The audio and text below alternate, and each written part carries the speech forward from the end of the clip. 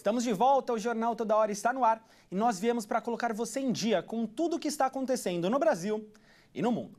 Começo falando que o presidente da Conferência Climática, André Correia do Lago, defendeu que os países devem apresentar metas de redução das emissões de gases do efeito estufa mais ambiciosas possíveis. Isso tudo antes da COP30, que será realizada entre 10 e 21 de novembro em Belém. O embaixador brasileiro e presidente da Conferência Climática da ONU, que será realizada entre 10 e 21 de novembro em Belém, conversou com a agência France Press em Brasília. Na entrevista, André Correia do Lago defendeu que os países devem apresentar metas de redução das emissões de gases do efeito estufa mais ambiciosas possíveis antes da COP30. Nós queremos, eu acho que a comunidade internacional quer que as novas NDCs sejam as mais ambiciosas possíveis. Elas têm que ser mais ambiciosas do que a anterior, né? Isso daí é uma regra. Mas nós queremos que elas sejam particularmente ambiciosas e a referência é que elas estejam compatíveis com evitar o aumento da temperatura em 1,5. A sigla em inglês NDC significa Contribuição Nacionalmente Determinada e é um plano de ação de cada país para reduzir as emissões de gases de efeito estufa. União Europeia e China, dois grandes emissores e essenciais para o combate à mudança climática, ainda não revelaram suas metas para 2035. O prazo para apresentar esses novos planos, uma obrigação para os países signatários do Acordo de Paris, que é revisado a cada 5 anos, termina na próxima segunda-feira. Para Correia do Lago, o importante não são apenas os prazos, mas a ambição para frear o aquecimento depois que o mundo quebrou recorde de temperatura em 2023 e 2024, com uma média que superou os 1,5 grau pela primeira vez.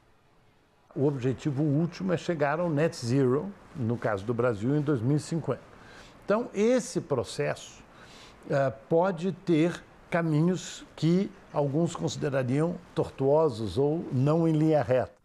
No ano passado, o Brasil aumentou a sua meta de redução de gases de efeito estufa de 59% para 67% até 2035, em relação aos níveis de 2005.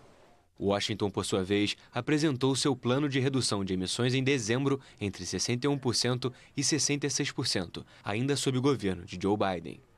Mas Donald Trump anunciou, após chegar ao poder, a saída dos Estados Unidos do Acordo de Paris, que será efetivada no início do próximo ano, após a realização da COP30 no Brasil.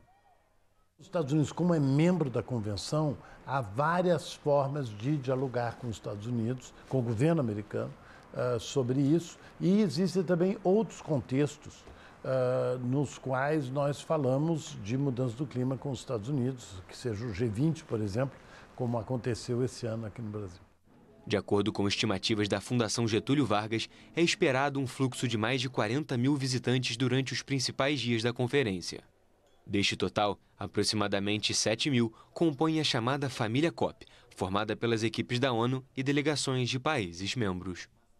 E olha que perigo, 102 cobras venenosas foram encontradas no quintal de uma casa em Sydney, na Austrália.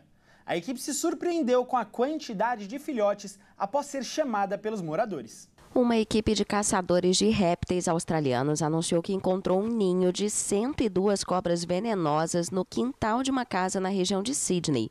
Em um primeiro momento, Corey Kerewaro e sua equipe receberam uma ligação de um morador que havia observado 2 cobras pretas de barriga vermelha em uma área de adubo para jardinagem. A equipe esperava capturar 4 ou 5 exemplares adultos no máximo, mas encontrou uma quantidade enorme de filhotes. Em uma primeira operação, eles retiraram quase 40 animais, mas continuaram aparecendo mais. 2 fêmeas deram à luz dentro de um saco com material de jardinagem. As cobras pretas de barriga vermelha são menos venenosas do que outras espécies encontradas na Austrália, mas sua picada pode provocar dor profunda, náusea e vômitos. 2 crianças foram encontradas mortas dentro de uma casa no bairro de Valéria, em Salvador, na última semana. De acordo com a Polícia Civil, a mãe das crianças, uma jovem de 23 anos, foi levada para o hospital. Tanto ela quanto os filhos tinham sinais de possível envenenamento. Quem traz as informações para a gente é o Cleiton Rodrigues. O caso aconteceu na capital baiana, Salvador. As vítimas fatais são 2 crianças, Benjamin, de 7 anos, e Maria Valentina, de 5. A mãe das crianças, uma jovem de 23 anos, precisou ser internada em estado grave. Já o padrasto das crianças informou que também passou mal. Segundo a polícia, os sinais são de possível envenenamento. A suspeita é de que a família começou a ter os sintomas como diarreia após consumir uma gelatina. As notas enviadas pelas polícias militar e civil confirmam que os dois adultos que estavam na residência, tanto a mãe das crianças quanto o padrasto, sofreram também, apresentaram sinais de possível envenenamento e precisaram de atendimento médico. A mãe da criança segue internada em estado grave, já o padrasto não precisou ficar na unidade hospitalar. Ele já foi ouvido pela polícia, que investiga o caso. As mulheres tendem a sentir mais dor em comparação com os homens, segundo um levantamento da Sociedade Brasileira para Estudo da Dor Crônica.